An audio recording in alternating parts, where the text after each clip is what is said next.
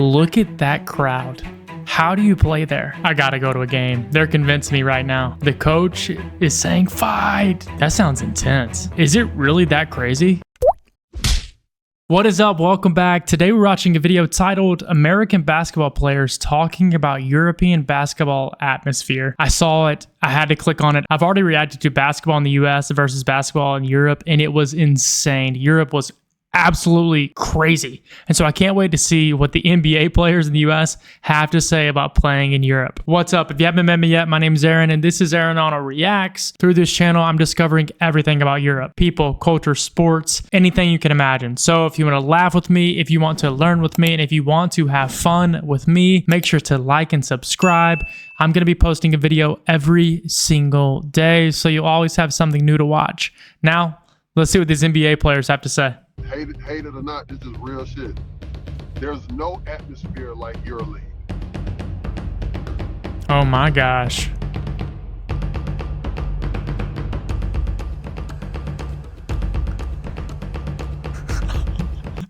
I mean, we're 15 seconds into this video. Look at that crowd. How do you play there?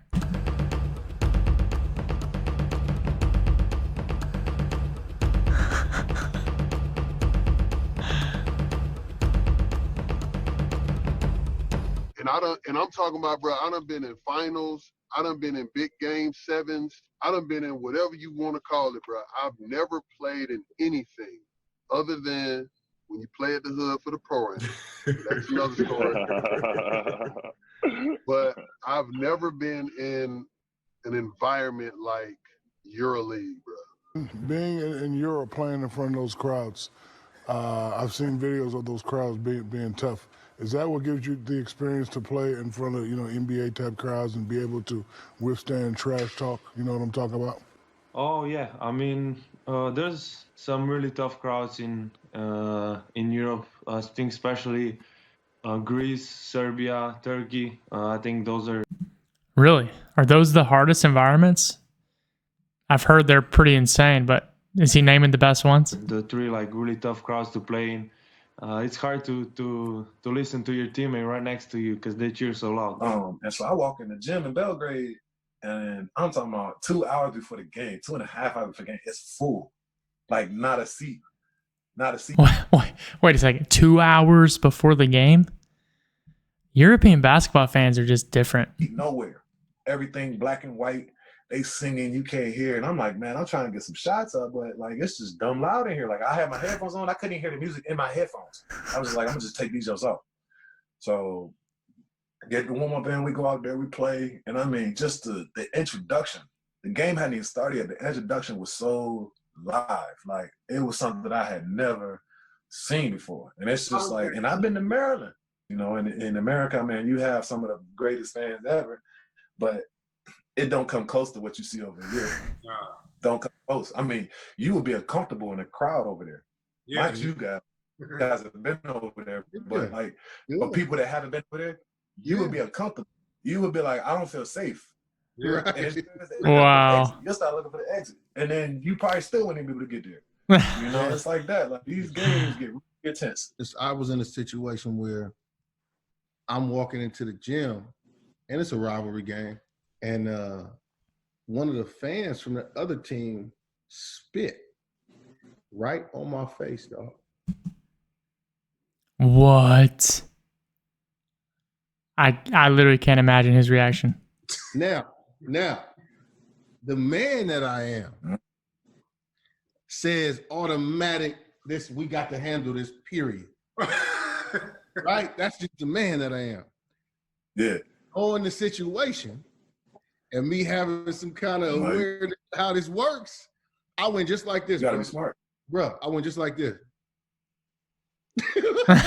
I wiped it off with my shoulder and kept it pushing.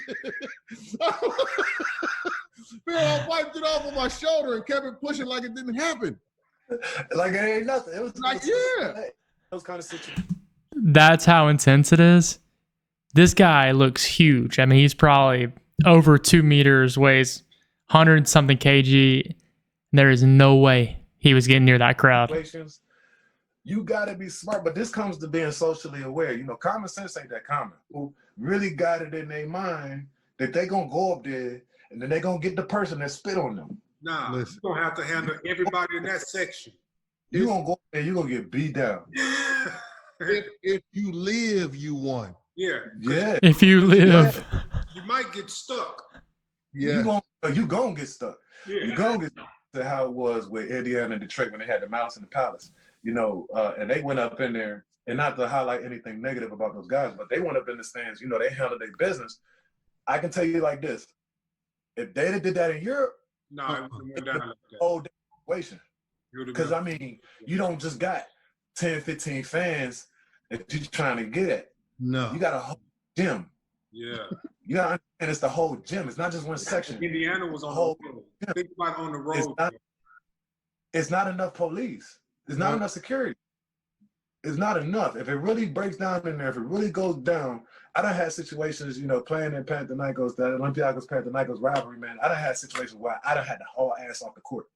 Yeah. Haul ass off the court, get to the locker room. He had to Somebody run. get in your way, man, run over them. It's not no stop. I'm not stopping till you get in the locker room. Like, That's a gym of crazy. 17,000 people. You talking about you taking on one of them? Nah, you taking on 17,000. You gonna catch 17,000 boots to the face. You just gotta be smart. Your admiration for the Maccabi fans and, you know, the type of atmosphere that, you know, that it is for people that have never been, you know, to a game there. You know, what it's like.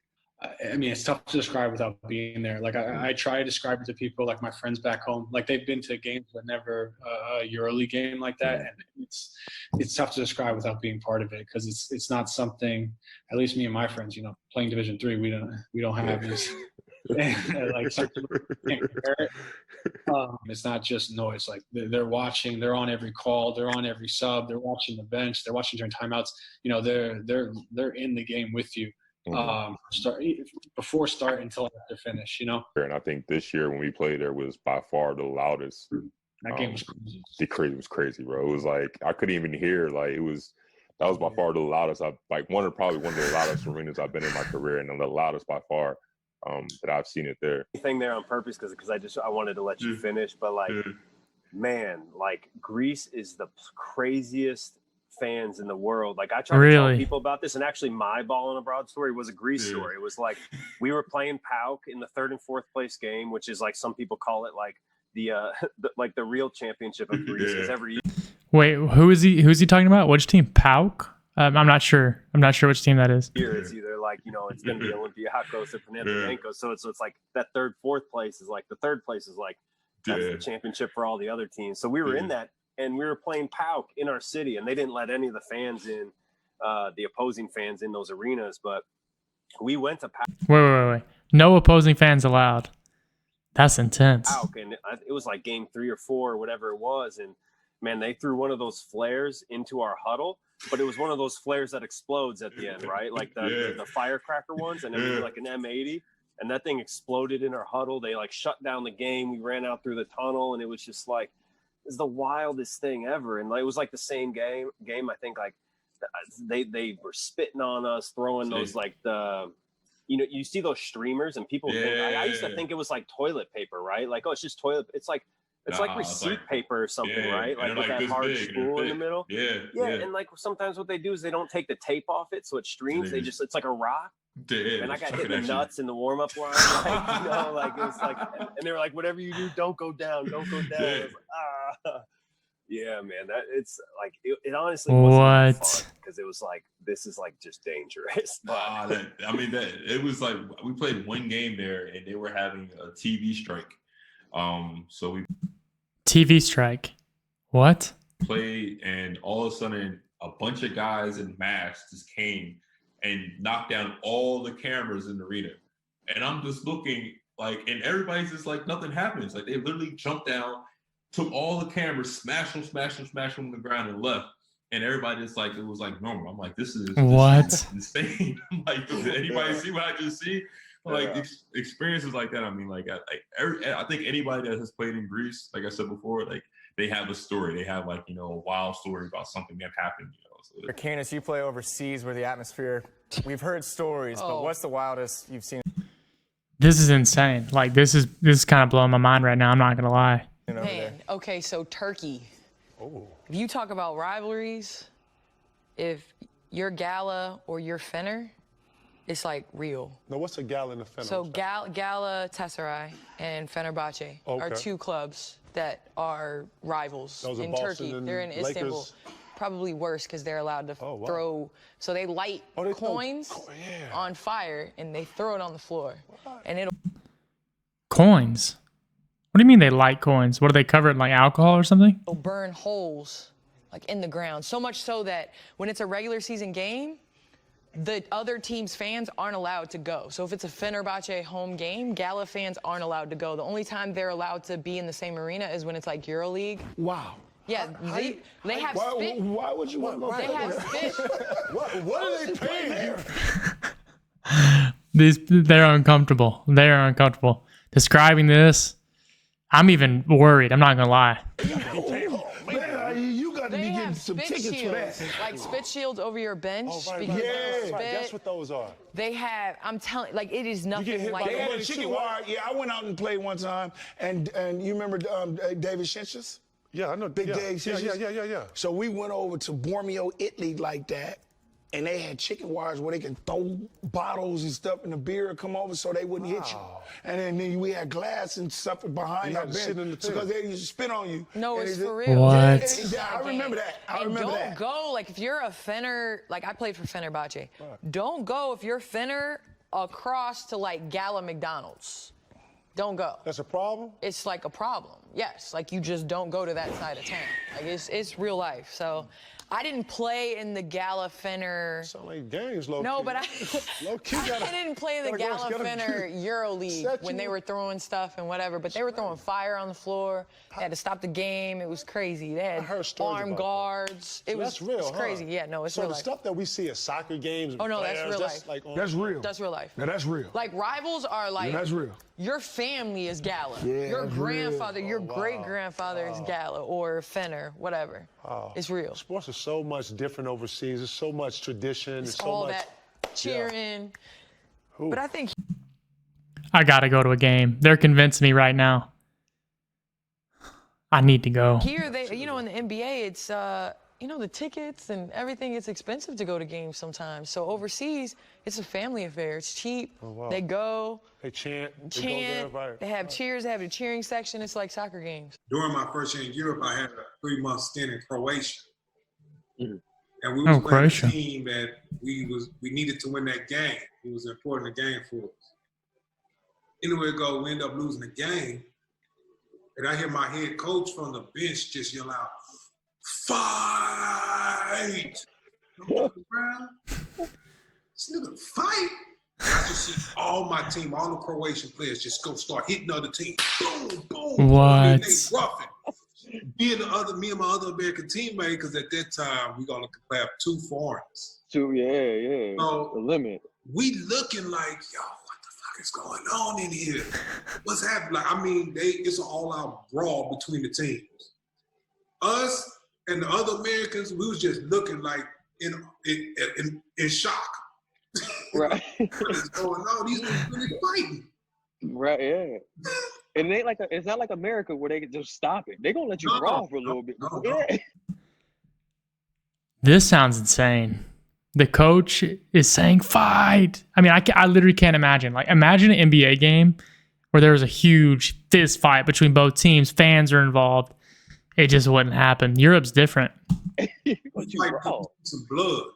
Yeah, it's life or death out there. I was just like, yo, this shit out here is crazy. Yeah. But it make you appreciate Europe, man. I ain't gonna lie to you, man. Like, I really enjoy this. Hey, I don't know what it is, bro. It's like when a bull see red. When I see green, it's just ingrained to me now. So I'll talk about it from your side, bro.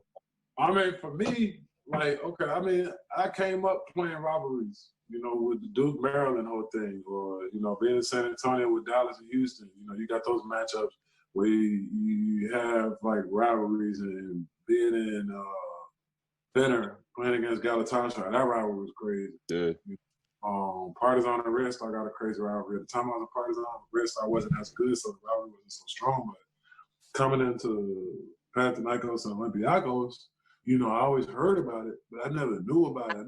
You don't understand it until you're actually in it. Like, it just feels you in a lion's den, you know. Like, in both ends, when you're the home team and when you're the away team, like, it's hot in that gym, you know, between the fans. And like you were saying earlier on the way to the games, like, they shut down roads. You got police officers, you know, riot police.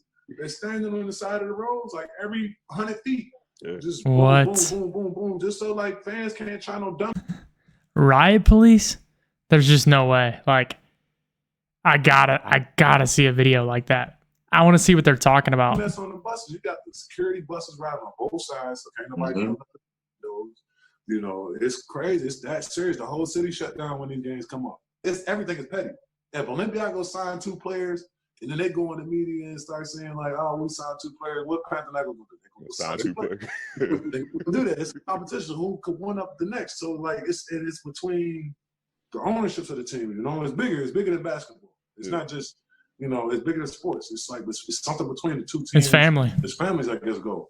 But see, like, it trickles down to the fans. You know, if you drive down Athens, you drive down that Main Street, Confetti Avenue. You can drive from one side to the other, and on one side you see spray paint green. Once you get to a certain midpoint, you know, in Athens, once you hit that Kolonaki area, you get past Kolonaki, you start heading down, all that spray paint start turning red. Or if you do see any green spray paint, it's X'd out. It's X'd out with red. So it's like Crips and Bloods low key. Like, it's like he's saying it's like the gangs, American gangs. That sounds intense. Fans really be beefing, like, people die over this stuff. Yeah. Like, I remember being in clubs sometimes, and I remember getting rolled up on by some Olympiacos fans. This was one of the dopest moments that I remember. I got rolled up on some Olympiacos fans in the club one night. They was like, "Yeah, we got you one-on-one." Basically, it was like 5 of them, 4 or 5 of them. And I'm like in the club, like, damn, I'm by myself. Like, I ain't with nobody that I know from the team. Like, but if it's one of those moments, fuck it, it's one of those moments. I'm gonna have to get with it. Like, I'm gonna catch 2 of y'all for sure. So, you know, that moment where I'm like, all right, by the size of me in the middle of the floor, they stand in front of me, like 3 Panathinaikos fans come up on the side of me. And they start speaking Greek stuff. Oh my God, this one like that. I'm sitting here looking like, yeah, what's up? What's up, dog? What's up? Plus the fans, they kind of disperse. They like, all right, so ain't nothing gonna happen right here. So I'm like, all right, so yeah, I know I'm good now. So we chilling. It was like that. But you know, it's really like that. They beef out here over this. The whole city stops. When Olympiacos and Panathinaikos play, everything stops. So he's saying that Greece is insane. I mean, I think I saw Greece in some of the reaction videos I already did, but is it really that crazy? Like, is there a certain game in Greece that I need to see? Yeah. If you lose that game, it's like losing. You lost a family member or something, you know. It's like a funeral. Yeah, you can't go outside the next day. It's like people looking at you like. Man, we lost y'all one time, man. We got cussed out so bad. The president was like, man, I got people calling me talking about I missed my daughter's birthday to watch this game. Birthday to watch this game? You tripping. You might have had to catch the stat line on the phone, bro. They take it serious, bro. These fans out here, it's like they love basketball more than we do. They just can't play it. Yeah, super passionate. passionate. They want to play it for them. And that's where it comes from. Yeah, that's facts. That's facts. That was an insane video. I feel like I learned so much, and I honestly just enjoyed hearing those guys' inside stories. European basketball, EuroLeague, it's different. It's so much more rowdy, violent. It's so much more passion. Like, it's deep. From what I'm gathering, it is deep into the European blood. These sports mean something more than America. NBA games, it's entertainment. European games, that's life and death. That's war. If you enjoyed the video, if you want to see another video just like this, make sure to like and subscribe, and I'll see you in the next one. Cheers.